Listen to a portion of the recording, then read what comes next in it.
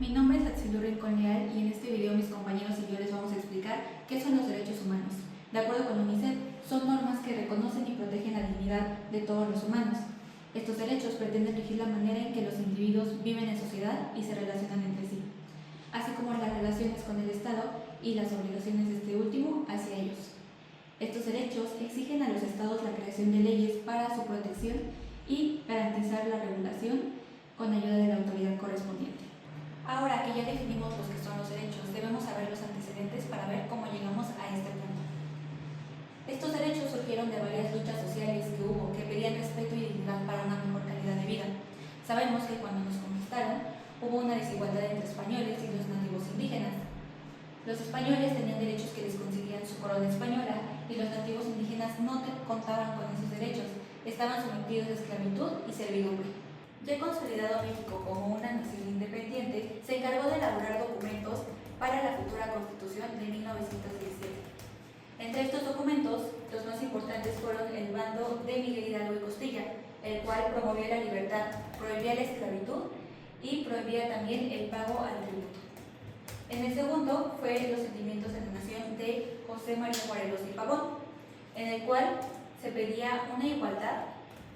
Se prohibía también la esclavitud y aquí muy importante, se reconocía el derecho a la propiedad privada y pues prohibía también la tortura.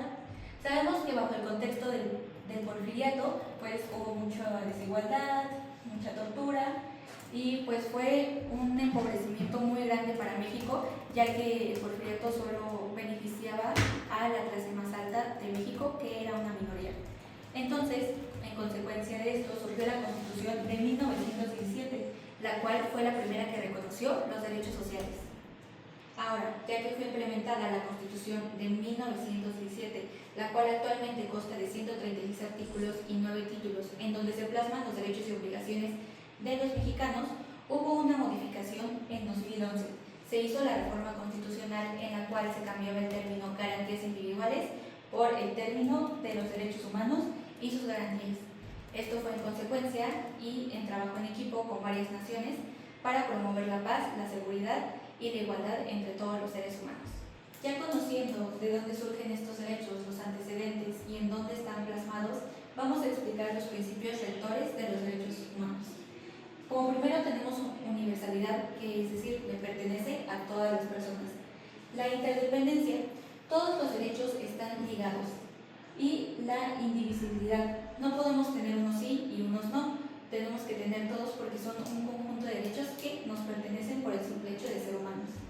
Y después tenemos la progresividad, que los fundadores, los estados que hacen estos derechos tienen la responsabilidad de ir investigando problemáticas sociales que surjan y de ahí regularlas para crear estos derechos. Ahora vamos a ver la clasificación de algunos de los derechos. Recordemos que todos están ligados, entonces unos dependen de otros, pero están clasificados por primera, segunda y tercera generación.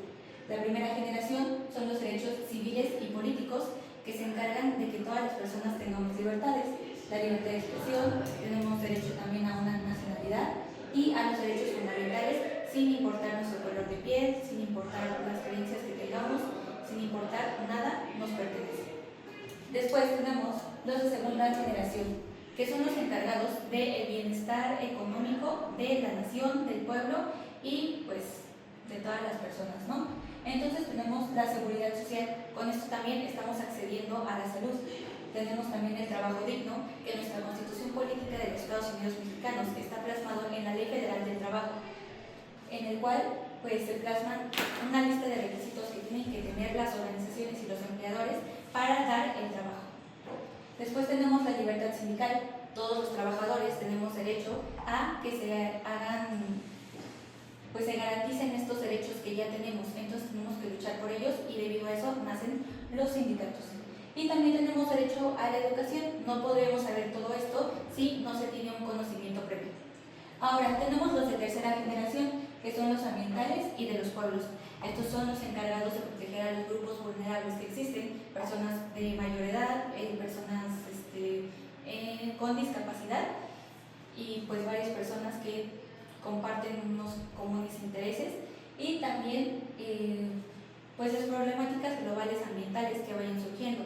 Sabemos que tenemos también el derecho a vivir dignamente y pues esto implicaría cuidar el medio ambiente, que también se desarrolle proyectos para poder tener una vida digna y pues el uso de avances de la ciencia, un patrimonio común de la humanidad, etc. Con esto terminamos esta clasificación de derechos para pasar a otro tema. Buenas tardes, profesora. Mi nombre es Abner Gutiérrez y yo les voy a hablar sobre legislación en materia de derechos. El Estado mexicano protege los derechos humanos desde el artículo 1 de la Constitución Política Mexicana. Y estos artículos son los siguientes. El artículo 1 establece que todas las personas gozan de los derechos establecidos en la Constitución y en todos los tratados internacionales de los que México es parte. El artículo 2 es sobre el reconocimiento de que México es un país pluricultural y garantiza el derecho a los pueblos y a las comunidades indígenas a la autodeterminación, a la preservación de su cultura y su lengua, así como de la elección de sus autoridades mediante sus costumbres. El artículo 3 es de la educación. Este nos habla de que debe ser laica, gratuita, obligatoria, de calidad e inclusiva en todos los niveles que imparte el Estado. El artículo 4 son derechos sociales. Establece la igualdad entre hombres y mujeres, así como derecho a la salud, a la vivienda digna, a la alimentación, a la cultura y a la identidad personal. Y también defiende el desarrollo integral de los menores, priorizando sus necesidades físicas, emocionales y de salud. Luego tenemos el artículo 6, que es el de la libertad de trabajo. Este establece que a ninguna persona se le puede impedir ejercer el oficio o profesión que desee. Este debe ser remunerado, no se le puede obligar a nadie a trabajar gratis. Artículo 6, sobre el acceso a la información y a las TICs, a las tecnologías de información y comunicación. Establece que todas las personas tienen derecho a investigar, a recibir información o difundir la misma a través de medios de radiodifusión o telecomunicaciones. Artículo 7, sobre la libertad de imprenta y de expresión. Dice que las personas tienen la libertad de difundir su opinión a través de diferentes medios sin que estos sean objetos de censura ni se les quiten las herramientas de difusión. Y el artículo 8 es el artículo de la libertad de petición, que dice que las personas tienen el derecho a hacer peticiones al gobierno de manera pacífica y escrita y el gobierno tiene la obligación de responderle. El artículo 9 sobre la libertad de asociación dice que los ciudadanos tienen la libertad de asociarse pacíficamente y lícitamente, siempre y cuando no sean organizaciones políticas, que está reservado para ciudadanos mexicanos. El artículo 10 sobre posesión de armas en el hogar menciona que se pueden poseer las armas siempre y cuando sean para legítima defensa y no estén prohibidas o reservadas para el ejército. El artículo 11 sobre libertad de tránsito menciona que todos pueden entrar, salir, viajar y mudarse dentro del país sin un permiso, sin necesidad de un permiso. Artículo 12 sobre la prohibición de títulos de nobleza. Todos somos iguales, por lo que nadie puede poseer un título de nobleza. Y artículo 13 sobre la prohibición de fuero y tribunales a modo. Dice que todos debemos estar bajo la misma ley, no puede haber nadie juzgado bajo una ley diferente o un tribunal a modo. Artículo 14 sobre la retroactividad de las leyes y debido proceso. Menciona que ninguna ley puede aplicar al pasado si ésta viola los derechos y el debido proceso. Todos deben de tener un previo juicio con justificación, nadie se le puede privar de su libertad o de sus bienes. El artículo 15 habla sobre la prohibición de extradición de reos políticos o personas que hayan sido objeto de extradición en sus países para proteger sus derechos humanos básicos. El artículo 16 sobre seguridad jurídica dice que no se le puede molestar a nadie en su persona, familia o domicilio sin un mandamiento escrito emitido por una autoridad competente que justifique la causa.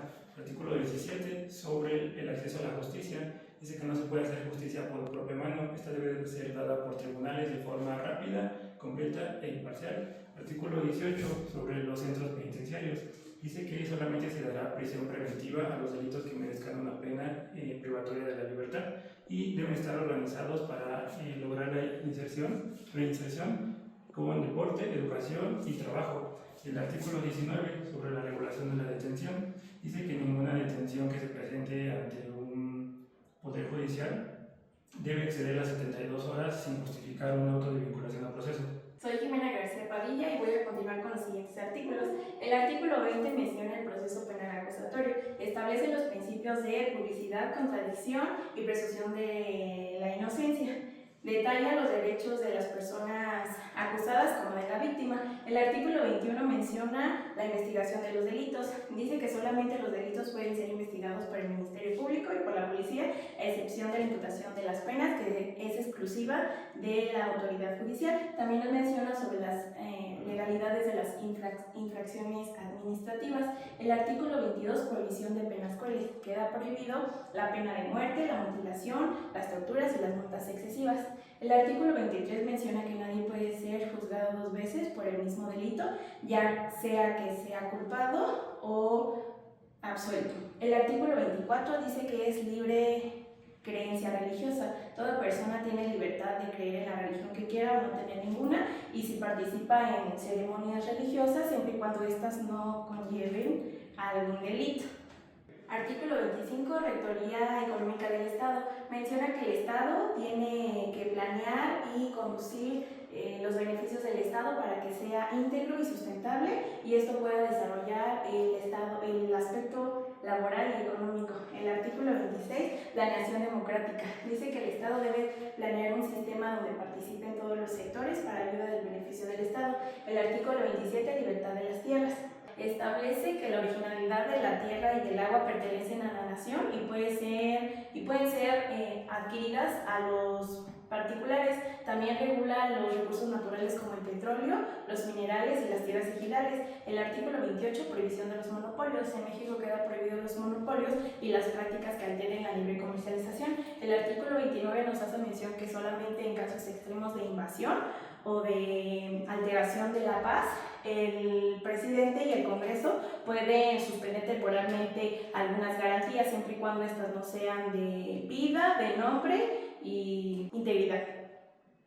El artículo 102, apartado B, ordena al Congreso crear organismos de protección de los derechos humanos que sean autónomos. Es aquí donde entra la Comisión Nacional de los Derechos Humanos, y la ley de la Comisión Nacional de los Derechos Humanos, establecida en 1992 y con diversas reformas, establece a la CNDH como un organismo autónomo con propiedad jurídica, en la cual establece que tiene la facultad de crear, divulgar y observar y promover los derechos humanos hacia las personas. Esto quiere decir también que como tal ellos no tienen la facultad de meter a las personas a la cárcel, pero sí sancionarlas y que se haga público si se cometió alguna infracción o violación.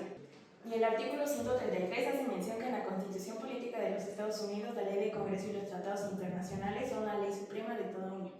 Buenas tardes, maestra. Mi nombre es Alejandro Pantigoso y yo les voy a hablar sobre la Comisión Nacional de Derechos Humanos. La CNDH se encarga de proteger nuestros derechos humanos publicados en la Constitución, como de igual forma de los tratados internacionales. Específicamente, protege nuestra dignidad ante los abusos de autoridades federales. Por ejemplo, si un militar, un agente del Ministerio Público o un jefe del IMSS, de la clínica del IMSS, nos discrimina o simplemente no nos da atención, la CNDH puede entrar en acción. Ahora, ¿cómo nos protege? Los hemos dividido en fases. La primera es la recepción e investigación de quejas. Recibe quejas y presuntas violaciones a los derechos humanos atribuidas a autoridades o servidores federales, con excepción del Poder Judicial de la Federación. La investigación puede ser por petición propia o un oficio. Asimismo, es gratuita y la puede hacer cualquier persona. Ahora, tenemos la segunda parte, que es la conciliación.